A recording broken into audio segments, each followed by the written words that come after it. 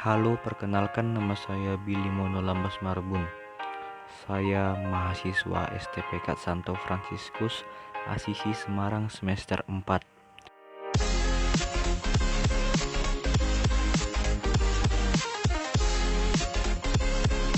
Saya akan menjelaskan sedikit tentang sejarah dan definisi psikologi dan pengantar psikologi. Yang pertama adalah sejarah dan definisi psikologi. Dalam filsuf Yunani kuno, psikologi berasal dari bahasa Yunani yaitu psyche atau jiwa dan logos yang artinya ilmu. Jadi, secara harfiah, psikologi adalah ilmu yang mempelajari tentang jiwa atau mental seseorang. Namun, psikologi itu tidak mempelajari jiwa atau mental itu secara langsung karena sifatnya yang abstrak. Ada beberapa filsuf yang mengemukakan tentang psikologi, di antaranya Thales, Anaximander, Anaximenes, Empedokles, Hippocrates, dan Demokritus. Demokritus mempunyai pandangan bahwa seluruh realitas yang ada di dunia ini terdiri dari partikel-partikel yang tidak dapat dibagi-bagi. Menurut Demokritus, jiwa terdiri dari semacam atom-atom. Tokoh yang paling berperan penting dalam terhadap perkembangan psikologi ratusan tahun ke depan adalah 3 serangkai, yaitu Socrates, Plato, dan Aristoteles. Menurut Aristoteles, keyakinan bahwa segala sesuatu yang berbentuk kejiwaan atau form harus menempati suatu wujud tertentu atau matter.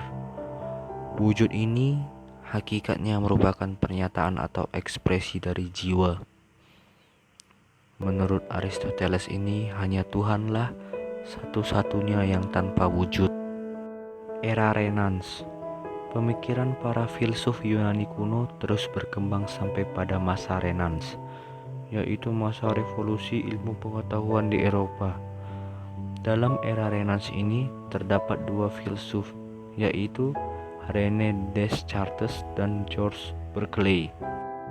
René Descartes adalah seorang filsuf dari Prancis yang mencetuskan definisi bahwa ilmu jiwa atau psikologi adalah ilmu tentang kesadaran atau rasio.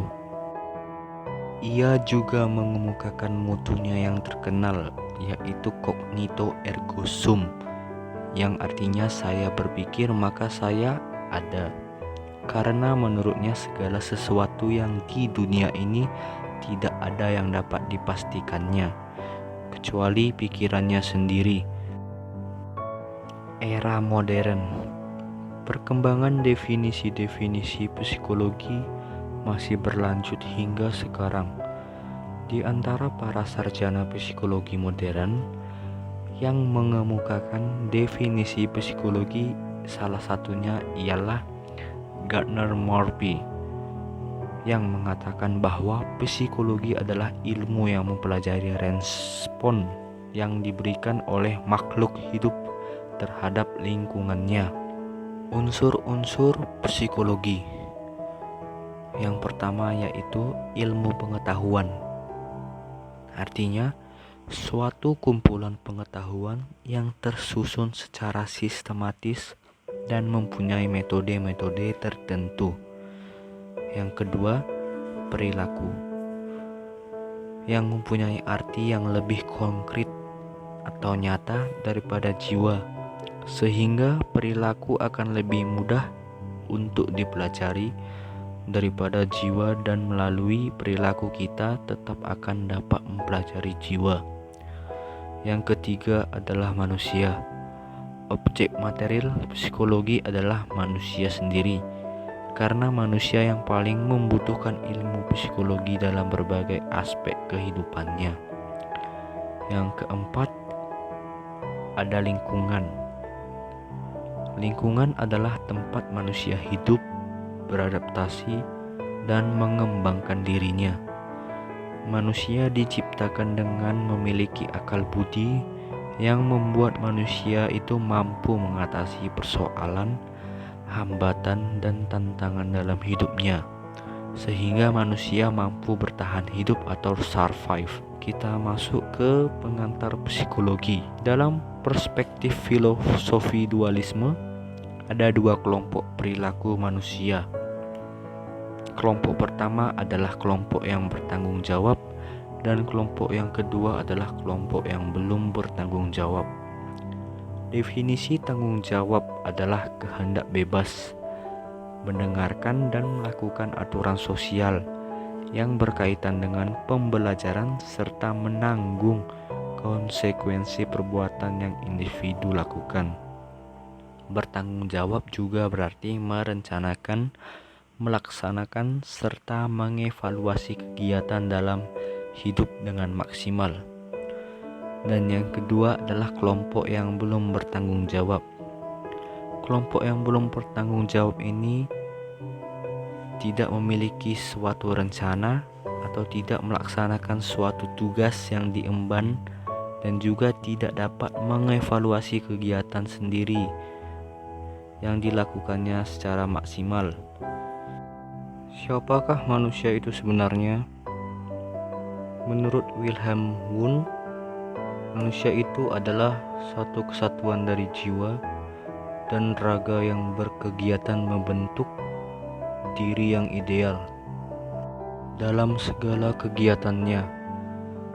Untuk bisa mencapai ideal tersebut, maka manusia harus berinteraksi dengan lingkungannya, merasakan dan memberikan pengaruh sehingga lingkungan masing-masing dapat berubah sesuai dengan pengaruh yang saling diberikan oleh keduanya.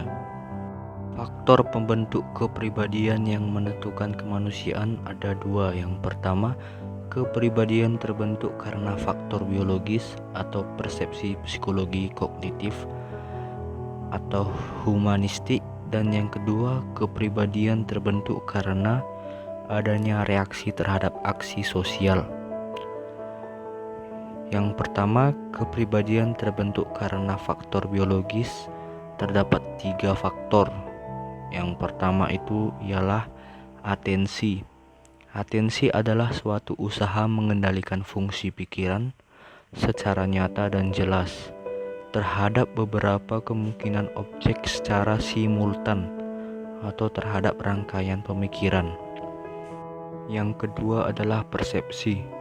Persepsi adalah proses menerima kesadaran atau pengertian akan lingkungan dengan mengordinir dan menginterpretasikan apa yang didapat dari informasi sensorik.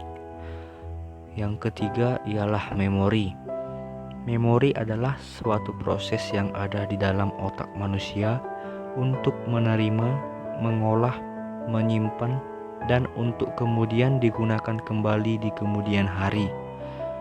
Ada 3 macam proses utama dalam memori. Yang pertama encoding, yang kedua storage, dan yang ketiga retrieval. Yang kedua adalah kepribadian terbentuk karena adanya reaksi terhadap aksi sosial.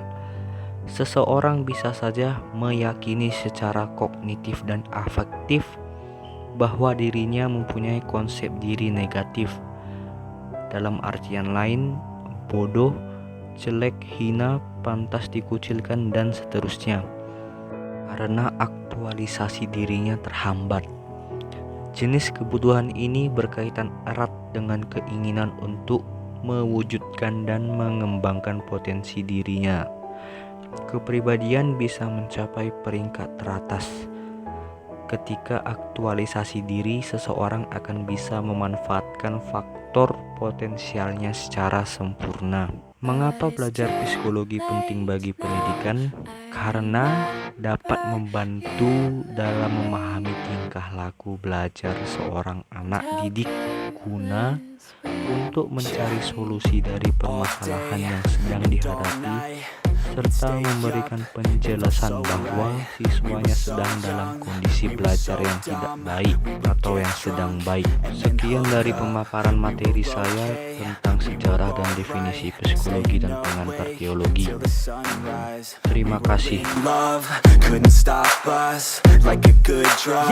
Never run. We hook up in my car, driving so far. Play your guitar, you show me your heart. Let down our guards, think with our hearts. Stare at the stars, we were never apart. Drinking too young, way too much fun. Out in the sun, or